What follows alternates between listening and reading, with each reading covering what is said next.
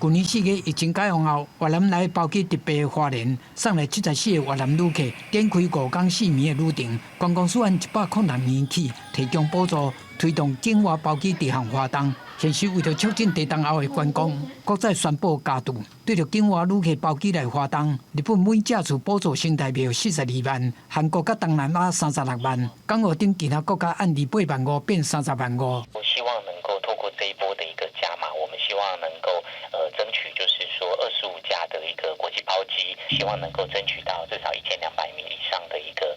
旅客来。外来游客能够由花莲机场进出，那当然也希望能够多停留花莲1个晚上，对我们花莲在地的旅宿业能够有实质的注意。对包机补助，业者拢真期待，因为会当排除要去花东的公路甲铁路的无确定风险，直接来花东旅游。观光学者提醒讲，国际对4月初3花莲大地震，阁有真深的印象。驻外单位爱加强宣导，迄阵地震是影响伫局部地区，互因会当安心旅游。安心安全绝对是旅游的重点，所以各相关部门都应该要加强在这个区块。面对地震了后百业萧条，台东县政府嘛宣布讲，要和花莲县政府合作建立城市北平台，要踮咧花莲火车头随机发放台东北，睇到的民众会当去地药店拄消费。台东在这个数位点数的部分的话，其实已经